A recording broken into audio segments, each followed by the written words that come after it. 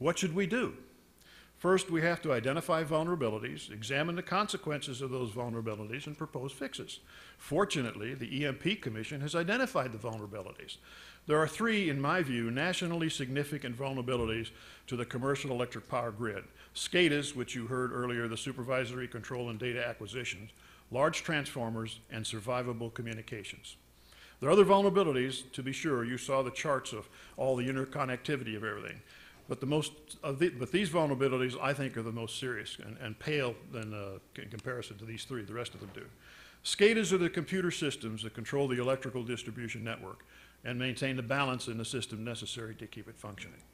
Indeed, the northeastern power failure in August of 2003 that was referred to by several previous speakers was precisely because several SCADA systems failed and the ability to maintain that balance was lost.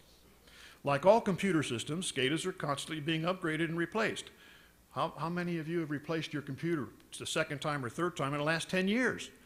The SCADAs are constantly being upgraded. So hardening should be a requirement for all new SCADA and its associated support equipment entering a system. That's step one. Over several years, hardened SCADA systems will significantly reduce our vulnerability. Large transformers are a different story, as you heard earlier. These items are large, they're expensive, and fortunately very reliable, but as a result, the electric industry carries about 1% spares for these large transformers. As a result of a major EMP attack, the Commission said that they could expect 10% of these transformers can be reasonably expected to fail. That means the grid will come down. This also means it'll be years before it contains sufficient transformers to return the grid to pre-EMP attack conditions, unless we've taken action to mitigate the problem. There are several approaches that could be used. Buy more spares is simple. Or build a U.S. production capability are two examples. But both of these would require federal government intervention, which some may find unacceptable. In any case, would require extensive debate and discussion in Congress before any action was taken. So we've got a problem, we've got to find a solution. Survivable communications are a more complex matter. On September 11th, the President was in Florida. Despite the communications suite on Air Force One, which is designed primarily to direct and control our strategic deterrent, the President wasn't satisfied that he could properly command and control the situation in the federal government. So for this and to ensure the President was protected, he moved to Barksdale Air Force Base, Louisiana. But communications capabilities at Barksdale beyond DOD were still not what the President wanted, so he moved to STRATCOM headquarters in Omaha. Still not satisfied because, again, the communications in the military facilities are directed primarily at the command and control of military forces.